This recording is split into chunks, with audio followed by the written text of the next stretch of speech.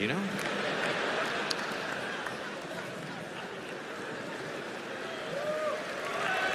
Yeah. All right.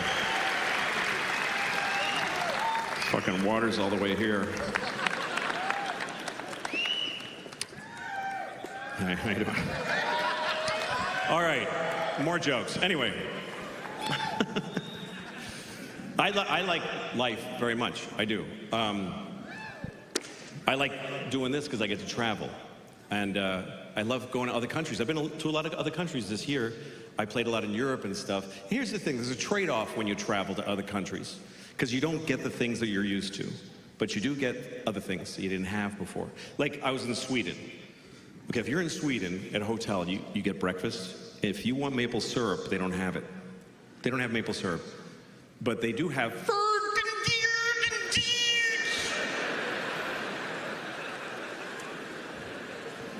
Do you have maple syrup? No, but we have...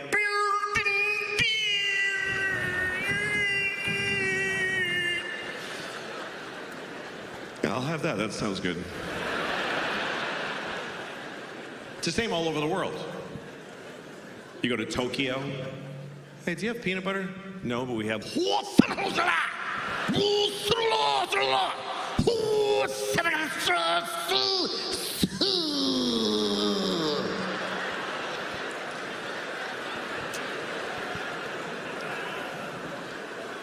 I don't know, is that spicy?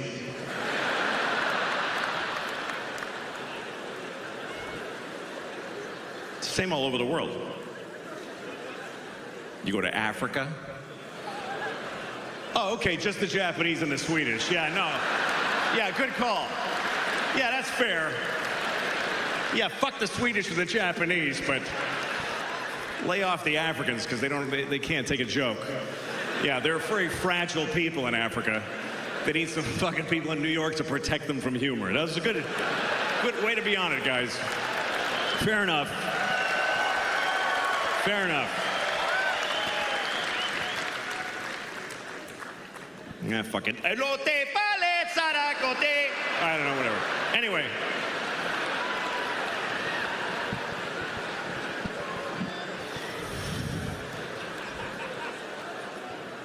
I love traveling. I was on a plane the other day. I farted so many times. God damn it. God damn it. I farted so many times. You know when you're on a plane and you fart a couple times, you're like, fair's fair, everybody's farting. But you ever just keep farting and you're like, this might be an issue. This is a lot of farting. This might be the most times anybody ever farted anywhere. And I was worried. Sure enough, when I landed, they gave me the airplane. They're like, you ruined it, just fucking take it home. We tried flying it around with the doors all open.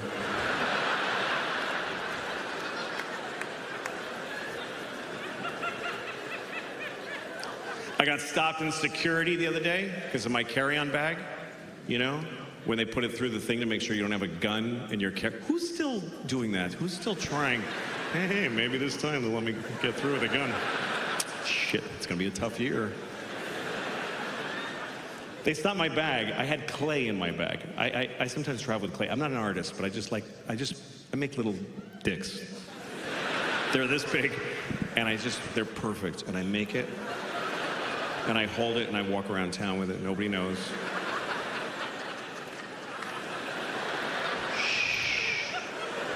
And then when I get frustrated, I just smush it.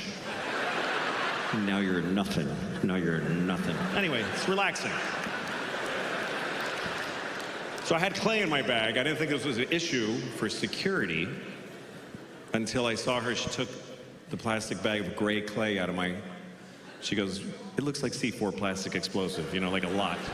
She says, what is this? And I go, that's clay from an art store. She goes, no, I can't let you have that. I said, okay. So she put it away and she said, have a nice flight. I'm like, look, either that's a bomb or it's not.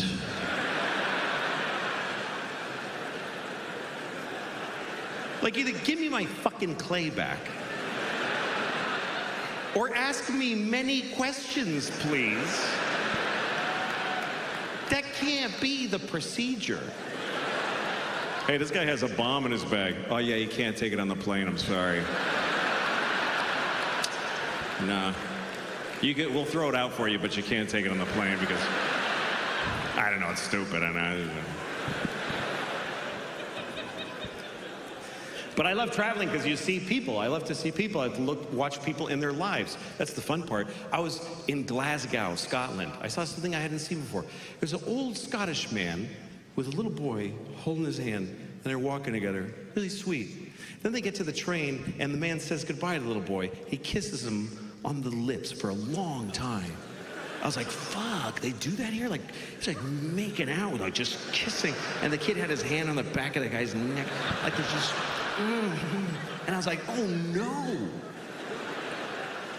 Then I look closer and I realize, oh, it's not a kid, it's an old lady. It's like a little Scottish old lady with red hair, you know? Then I looked even closer and I realized, oh no, it is a kid. And he looks really old because life is hard there. His dad keeps making out with him. That'll put the miles on your face. I was in Ohio and I went to the zoo. You go to the zoo when you're at another town, right? You don't go to the zoo where you live. It's not like you're at your office. Fuck, I should hit the zoo. Shit. It's gonna close. Damn it. I just really want to see a monkey right now, really bad. It's gonna be a bad night if I don't look at a monkey right in the face. Gonna hit both my kids if I don't see a monkey.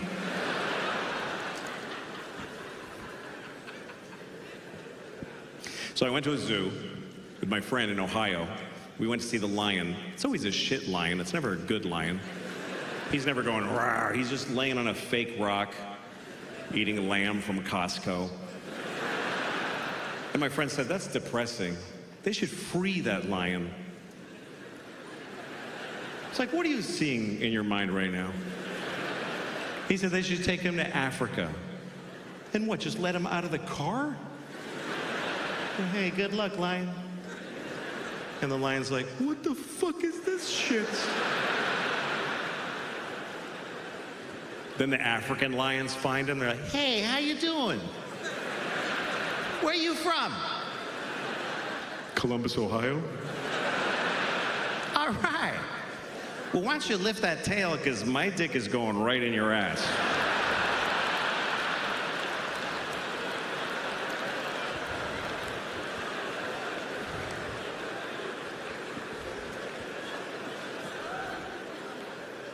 I like animals.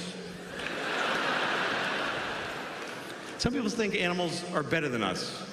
I heard somebody say, animals don't lie. Yes, they do. They lie all the time, like, I'm a leaf. You know. No, you're not. You're a bug. Fuck you, I'm a leaf. Come on, shut up.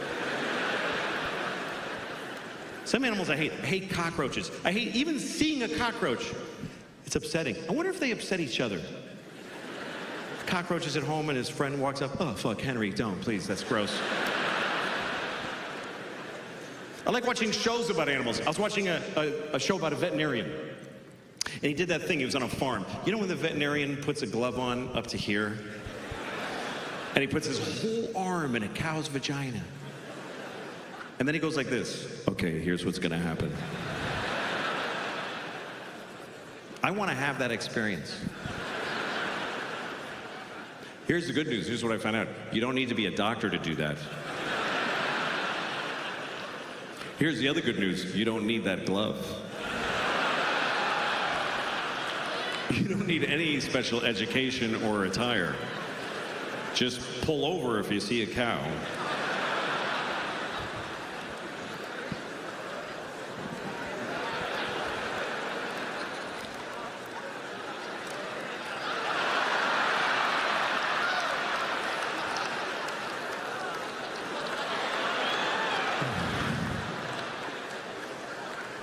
How's it going? Just another minute, just give me another minute.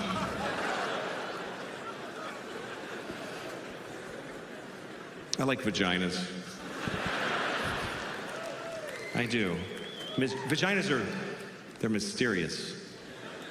Not all of them. Some of them you're like, yeah, I get it.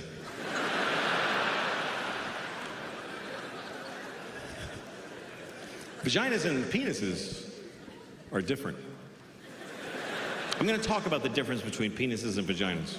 Comedians used to talk about the difference between men and women, but you can't really do that anymore because they're not as different as they used to be. And there's more genders. There's a bunch of more genders. But there's not more genitalia. There's still just the two. There's no weird moments like, hey, that's a nice penis. Actually, it's a fachamba. You know, that doesn't happen. But they are.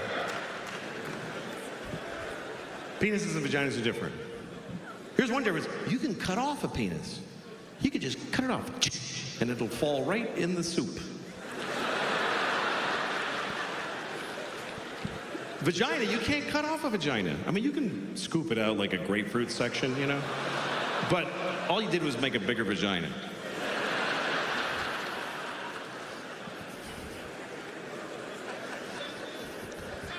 I kind of like it better when only half of you laugh at some of this stuff. Like, it's fun. All right.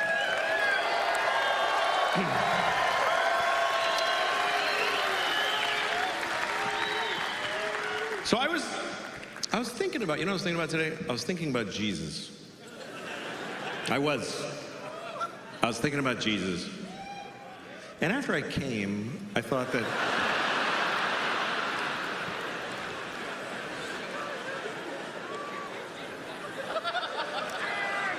here's what I think. Here's what I think about Jesus, because I was raised Catholic, and my main feeling about Jesus is that I feel sorry for him. I feel sorry for Jesus. I think he had a hard life. The last day was particularly difficult, but he had a hard life, Jesus. He had to wear that underwear, that thong, just that fucking dish rag, just burlap yanked up. Ugh, imagine. Just the rash, fuck. But I've been thinking a lot about Jesus, and I've been thinking about a lot about his life, and I started reading a book. I have one here. I have a book about Jesus right here that I want to share with you.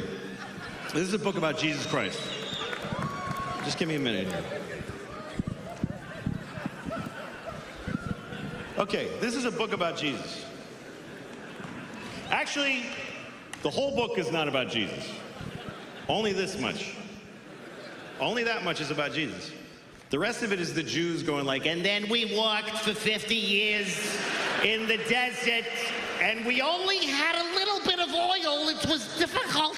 It's verbose. It's a lot. Look at it. It's just Jews just fucking, and then Jacob bought a goat, and he had Isaac, who had Ruth, who had Abraham. And Abraham lived to be 800. Yeah, I bet he did, too. The Jews in the early chapters are all like 800, and then God was like, I can't with these fucking Jews for 800 years. I can't. We're starting heart disease right now. Cut them down to 10%. But so that's the Jews part. And this is the Jesus part. And they tell you the life of Jesus. But here's the weird part. They tell it to you again and again and again and again. They keep telling the same story. First Matthew tells it, and then Mark is like, dude, that's not what the fuck. Let me tell you what happened. Let me tell you. Hey, Paul, shut up. You weren't even here. And I started reading it because I never read it before, you know, because I was raised Catholic. It's true. Catholic Church, they do not encourage reading. The Jews read their shit in Hebrew. And down south, they fucking read the Bible. That's what they do. But the Catholics, they want you to come in. They want you to come in so they can tell you. They want you to sit down and they tell you. And you're like, could I read the book? No, I got it. Just put the book down. Put it down. I'll tell you what. You don't fucking believe me? Listen, I'll tell you what happened. So I got interested in it because I had a feeling about Jesus as a person. And it's interesting because when you actually read it, It's not as lofty. It's like just regular people.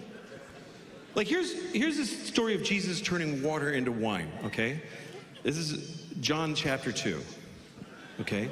The word of the Lord. Okay, here we go. Okay, here's what it says. Just listen. Just listen to the first part. Okay. And the third day there was a marriage in Cana of Galilee, and the mother of Jesus was there. And both Jesus was called and his disciples to the wedding. And when they wanted wine, the mother of Jesus saith unto him, they have no wine here.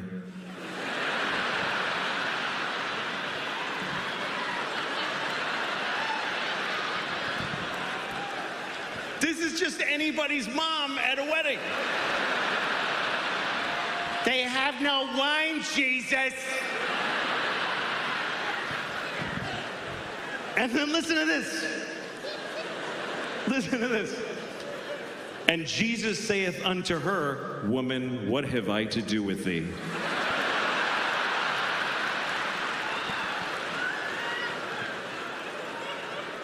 Jesus is like, Mom, don't. Fucking don't.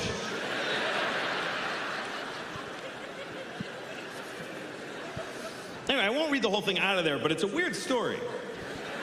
Because he's at a wedding, and they don't have any wine, so he goes to the guy who runs the wedding and goes, hey, what's up? And the guy goes, yeah, sorry, man, there's no wine. And Jesus says, look in the water barrel. That's all he says. Just look at the water barrel. Like a close-up magician, like flip over the card. Maybe it's not the Red Queen. So the guy looks in the water barrel, and he had turned it all into wine, and everyone rejoiced. Except the guy running the wedding was probably like, we did need some water. This is actually a bigger problem. I have a feeling a lot of his miracles were met with mixed... Like, thanks, Jesus, that's... Fuck. That's a lot of fucking fish, Jesus.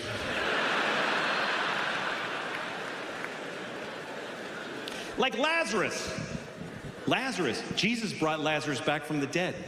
Lazarus had been dead for 4 days. And Jesus went to his tomb and he just said, rise, Lazarus. And it worked. Lazarus came out of the tomb like, and Lazarus' wife was like, are you fucking kidding me right now? I thought this day could not get worse. But here's the story I wanted to share with you. Because this story is really weird. I didn't know this story till I sat down and read the whole book. I mean, the Jesus part. I read the whole thing and I found this story that I never heard before. And I've seen every Jesus movie, and this is not in any Jesus movie. This is not a very told story because it's not clear what it means. It doesn't have a clear, usually the Jesus stories are obvious, what they mean. He washed your feet, so, you should wash your feet, whatever the fuck they're teaching you. But this one, this is the story of Jesus cursing a fig tree. How many people by applause know of this story? Okay, that's all I need, just to make it clear that it really happened. I mean, none of this happened. But I don't know. I'm fucking with you. I don't know. I'm just saying, I just wanted to clear that I didn't make it up. They did. All right. Okay, here's what it says. This is Mark chapter 11. It's when Mark went broke. Okay. And Jesus entered into Jerusalem, and when he had looked round about upon all things, and now the eventide was come, he went out unto Bethany with the 12. Bethany was like a suburb of Jerusalem, so, you go into town, you see all the shit, but you stay like at the Marriott by the airport. That's where Bethany is. And on the morrow, when they were come from Bethany, Jesus was hungry. And seeing a fig tree afar off, having leaves, he came, if haply he might find anything thereon. But when he came to the tree, he saw nothing but leaves, for the time of figs was not yet. And Jesus answered and saith unto the tree, No man shall eat fruit of thee hereafter and forever. And the disciples heard it. And in the morning, as they passed by, they saw the fig tree dried up from the roots. And Peter, calling to remembrance, saith unto him, Master, behold, the fig tree which thou doth curseth is withered away and dead. And Jesus answered and saith unto them, Have faith in God.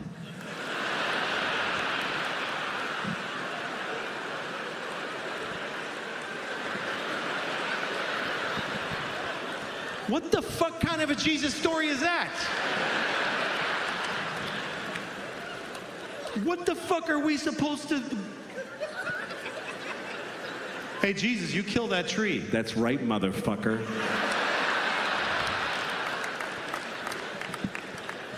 What are we supposed to learn from cranky, hungry Jesus? There's no figs on the tree, so he's like, You're fucking dead, you piece of shit tree. You're fucking dead. And the tree's like, But the time of figs is not yet. It's just, I need another week. You want fruit out of season, go to Whole Foods, you fucking Jew. I didn't do anything.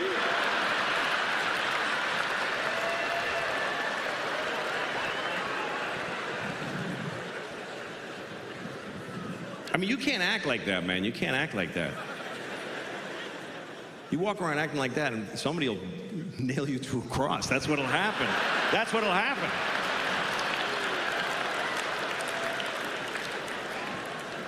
There's a few missteps in the Jesus story, I'm telling you. Like when he went to Jerusalem for the first time, his friends put him on a donkey, and they took him through town, through Jerusalem, and they're like, King of the Jews, y'all. King of the motherfucking Jews. And the Jews did not like that. The Jews were like, Not my president, whatever. So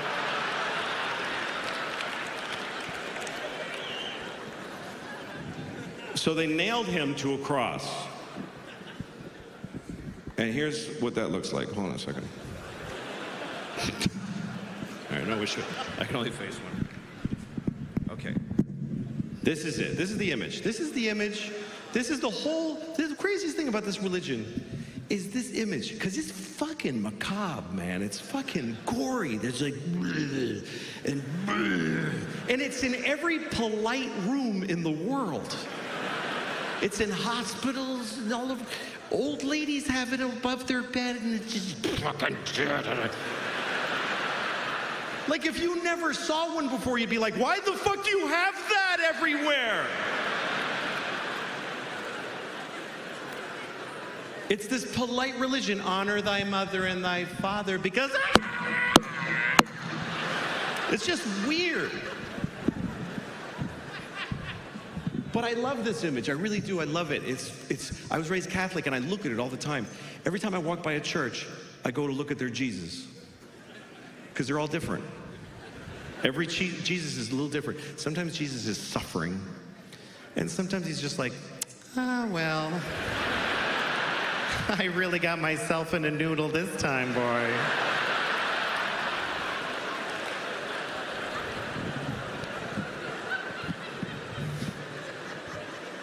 Sometimes it's just a cross. Like, oh fuck, where'd he go? Jesus got away.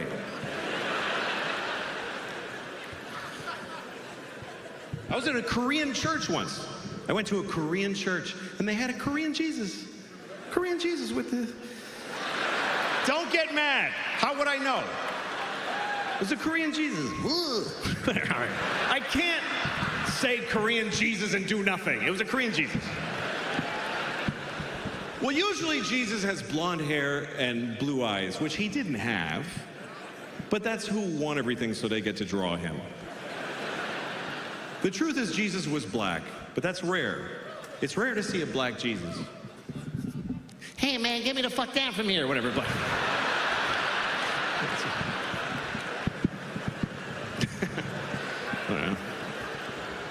I don't know any other Jesuses. Gay Jesus. No, I'm not going to do this.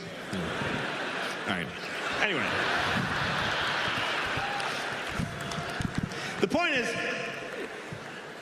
everybody wants Jesus to look like themselves, and that's why I don't like that he's always skinny. He's always fucking perfect. Bothers me. I've never seen a fat Jesus. Never one time. So he's just a fat Jesus, just like...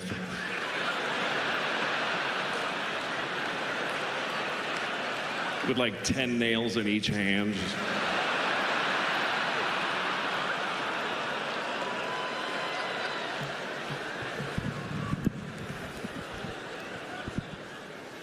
He might have been fat. I'll tell you what Jesus was not, is Korean.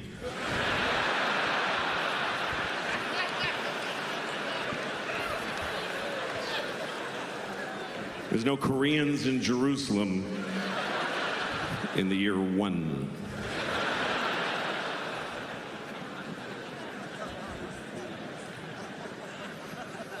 But I was raised Catholic, and I'm not Catholic anymore. I didn't like that religion because they tell you you're going to hell. Even when you're a kid, 5-year-old kids, and the church is like, oh, you're going to hell. Oh, you're going to hell. And you're 5, and you're like, what did I do? And the church is like, you know what you did, you piece of shit. And you're like, oh yeah, fuck.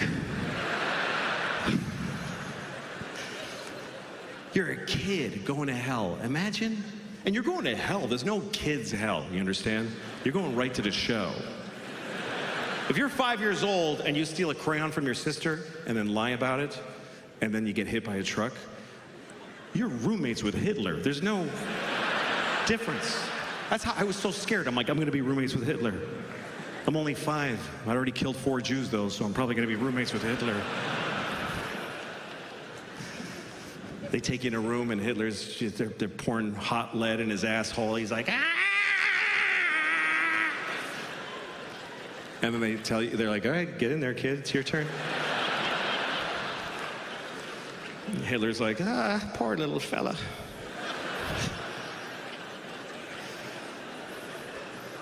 Poor Hitler.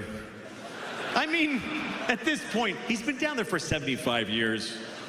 I bet Hitler's nice now. I bet he's like, I don't know what I was thinking. It's probably Hitler who greets you when you get to hell. You know, he's like, hi. Yeah, it's me. Yeah. What's that? Yeah, it's pretty bad. It's pretty bad. Yeah. What? Oh, yeah, sure.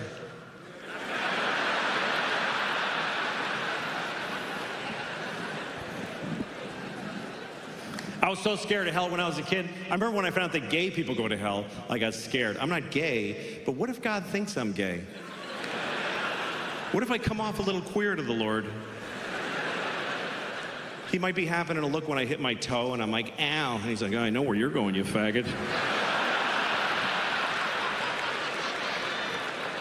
I mean, that's not what I believe. I don't believe that. God doesn't hate you because you're gay. God made you gay because he hates you. No. I'm just kidding. I'm kidding. There's no God. But, I don't know. But you know who I feel sorry for? Besides Jesus and Hitler? You know who I really feel sorry for is a gay man's sperm. Just think about that for a minute. Being the sperm in a gay man, that's a tough destiny. That's rough luck. Because if you're gay, that's terrific. But your sperm is not gay. Your sperm is just excited, like, we're next, fellas, here we go.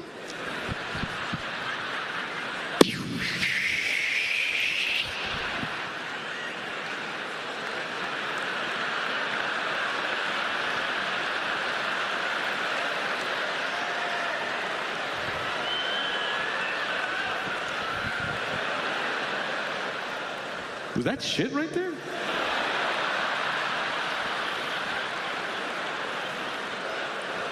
Who's shit in this chick's pussy?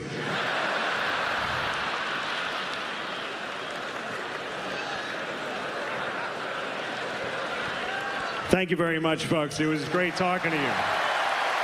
Get home safe tonight. Thank you very, very, very, very much. Good night.